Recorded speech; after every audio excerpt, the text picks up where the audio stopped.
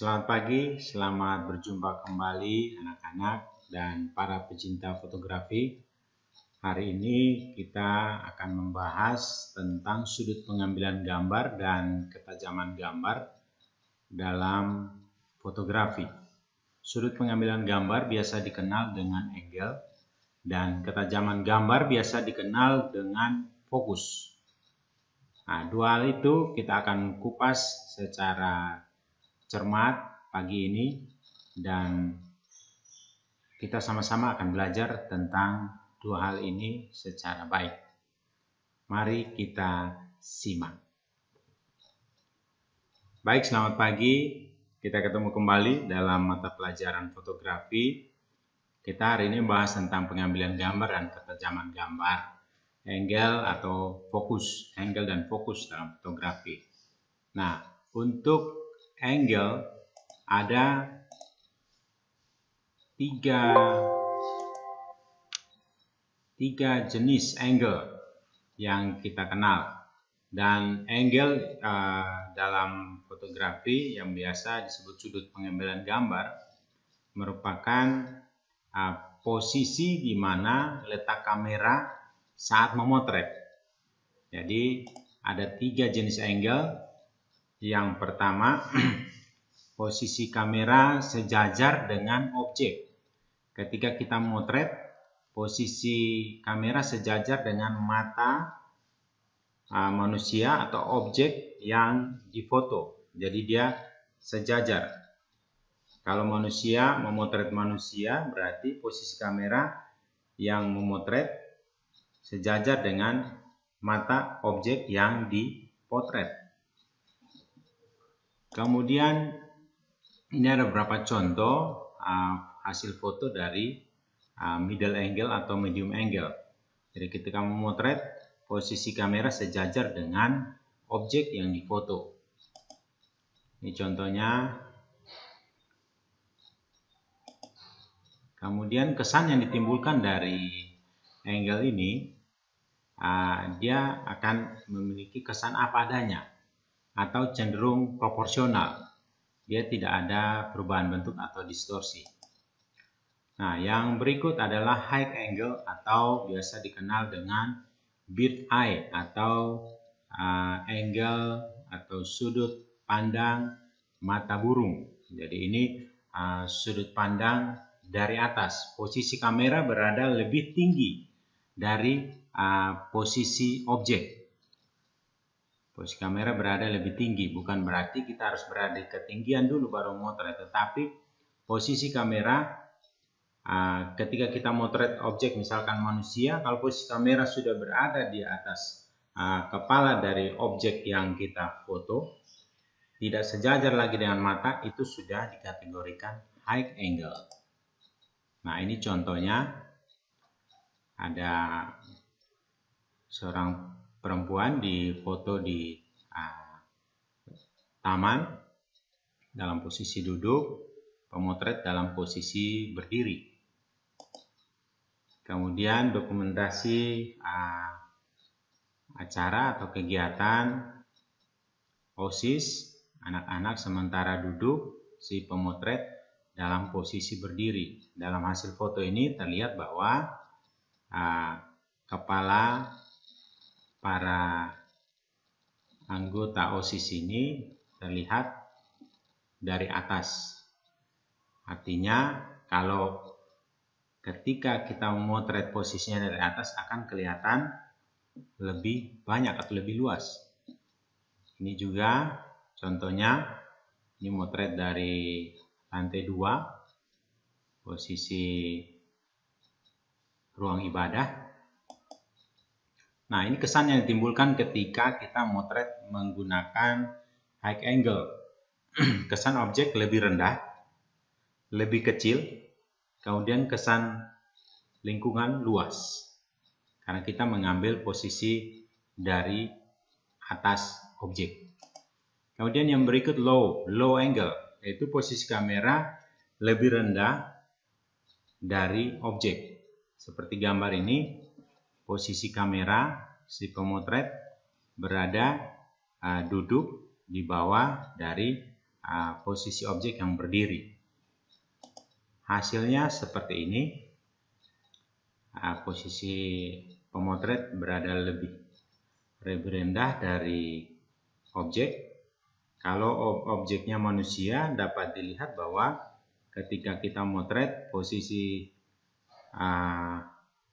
wajah, hidung dari model itu akan kelihatan lubang hidungnya lebih besar. Itu berarti kita motret dari low angle atau posisi lebih bawah. Biasa juga dikenal dengan frog eye, kalau di dalam istilah fotografi frog eye, atau posisi sudut pandang mata katak atau kodok.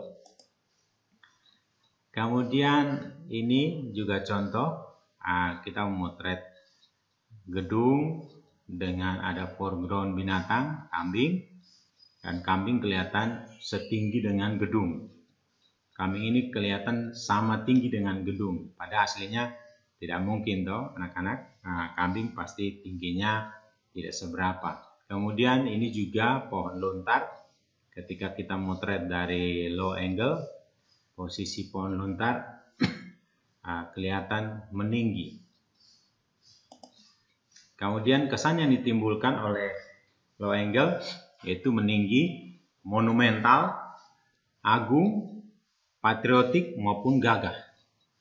Jadi objek yang low atau pendek kita bisa memotret dengan sudut pandang dari bawah atau frog eye atau low angle supaya dia kelihatan meninggi. Bagaimana mensiasati objek yang pendek, kita buat seolah-olah dia tinggi.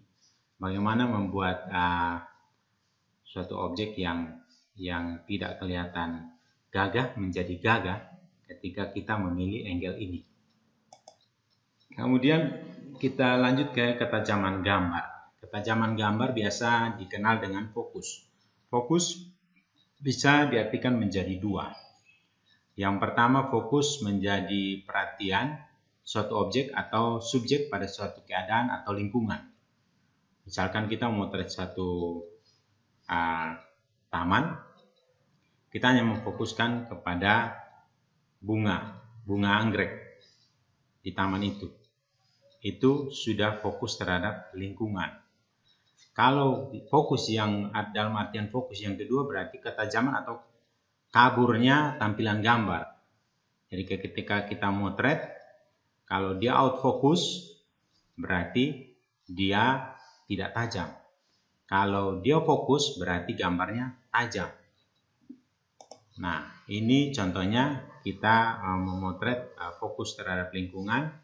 Ketika kita memotret ada tumbuhan hijau di antara tumbuhan yang sudah kecoklatan, ini seolah-olah dia lebih mendominasi.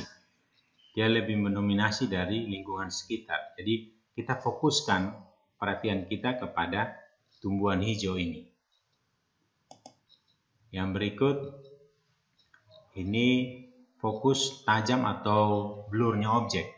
Ketika kita memotret, kita juga dapat mengatur fokus untuk ketajaman maupun blurnya objek. Jadi ada pengaturan, biasanya dipakai pengaturan aperture atau diafragma. Kemudian ini contohnya gambar yang sebelah kiri atau sebelah kanan kalian, gambar yang out focus. Gambar yang tidak fokus atau tidak tajam. Terlihat agak buram.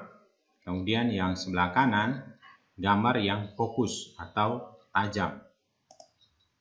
Nah, ini cara menyeting tombol fokus pada kamera DSLR. Pada kamera DSLR, kalian bisa menyeting dengan mengubah tombol AF ke tombol MF. AF itu singkatan dari autofocus, MF itu singkatan dari manual focus. Dia berada di atas lensa.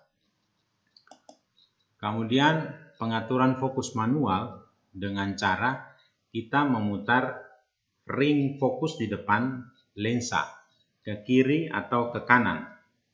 Jadi kita memutar ring fokus dengan tanda panah merah ini ring fokus. Kita memutar ke kiri atau ke kanan. Tapi jangan lupa sebelumnya kalian harus mengubah settingan AF autofocus ini ke MF manual focus. Baru kalian boleh memutar. Oke anak-anak. Kemudian kita kalau pencarian fokus secara auto caranya gampang. Kalian tinggal menekan tombol rana. Dia biasanya pengaturan kamera digital pada umumnya sama. Tombol rana kalian tekan setengah, sedikit menekan, terus sensor akan mencari fokus. Sensor akan mencari fokus. Kalau lensanya lensa optik, lensa itu akan bergerak maju mundur. Zoomnya akan maju mundur. Dia akan mencari fokus. Jika dalam keadaan dia sudah fokus, kalau kamera pocket biasa ditandai dengan ada indikator hijau. Tapi kalau kamera SLR ditandai dengan berhentinya ring fokus bergerak. Itu dia sudah fokus. Kemudian cara mendapatkan fokus terhadap lingkungan antara lain mengatur diafragma. Diafragma atau apertur atau bukaan kamera.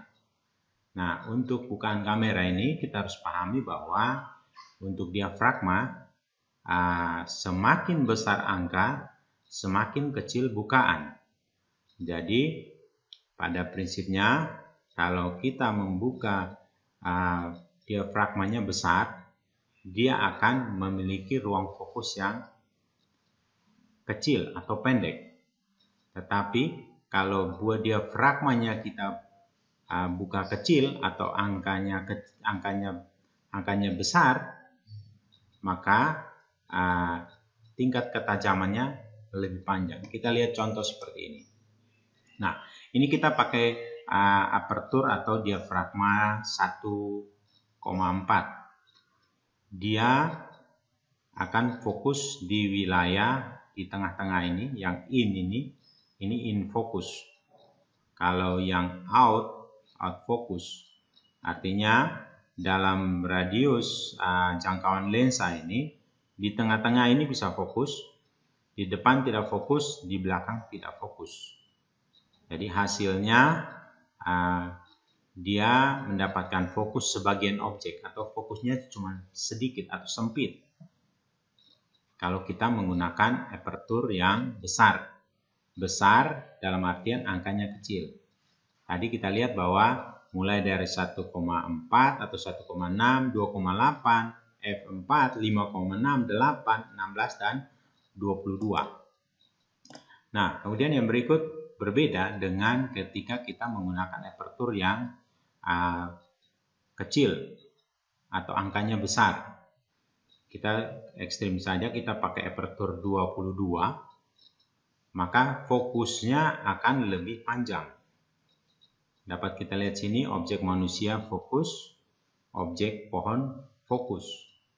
Berbeda dengan yang tadi, hanya objek manusia saja yang fokus.